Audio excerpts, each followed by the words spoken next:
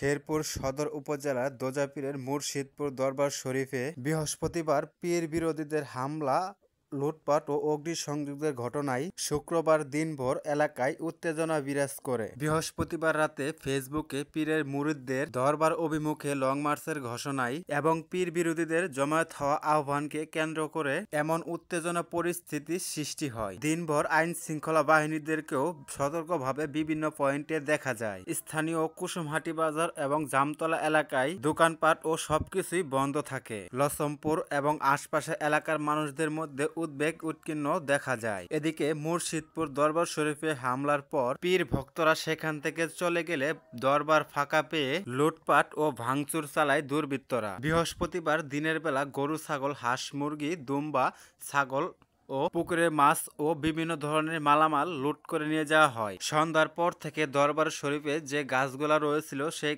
গাছগুলো কিন্তু কাটা শুরু হয় এবং বিল্ডিং এর জানালা, দরজা এবং টিনের চাল সহ সবকিছু কিন্তু লুট করে নিয়ে যায় দুর্বৃত্তরা। রাতভর এবং শুক্রবার দুপুর পর্যন্ত কিন্তু চলে এরকম এই লুটের কাণ্ড। এদিকে জামালপুর এলাকা থেকে পীর ভক্তরা একটি মিছিল নিয়ে আসার সময় আইন শৃঙ্খলা বাহিনীরা তাদেরকে ব্রহ্মপুত্র নদীর ব্রিজের উপর তাদেরকে ফিরিয়ে দেয় এবং দুপুর 2টার দিকে বিভিন্ন এলাকা থেকে পীর ভক্তরা লাঠিসোঁটা নিয়ে তখন কিন্তু পীরের এই যে দরবার শরীফে রয়েছে সেটা দখল নেয়। সে সময় তারা এসে এখানে দেখে যে লুট করা যে গাছগুলা রয়েছে সেখান থেকে কিন্তু 13টা গাড়ি কিন্তু তারা দেখতে পায় এবং কি সেই 13টা গাড়িকে কিন্তু তারা পুড়িয়ে ফেলে সাথে সাথে। সংবাদ পেয়ে ঘটনাস্থলে আইন শৃঙ্খলা বাহিনী এসে থামান পীর ভক্তদেরকে। সে সময় দরবারের লুটপাটকে কেন্দ্র করে পুলিশ 3 জনকে আটক করে। সে সময় পীর ভক্তরা দরবারে প্রায় 3 ঘন্টার মতো অবস্থান করে দরবারের যে লুটপাট এবং কি ক্ষয়ক্ষতি দেখে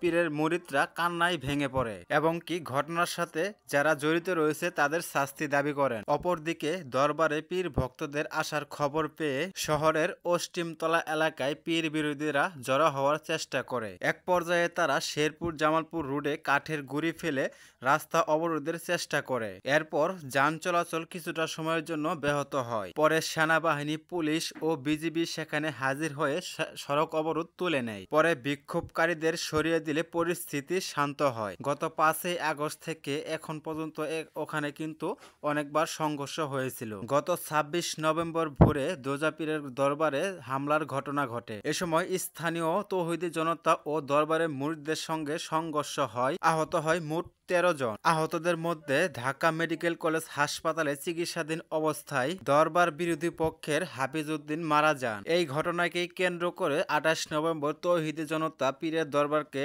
গুঁড়িয়ে দেয়।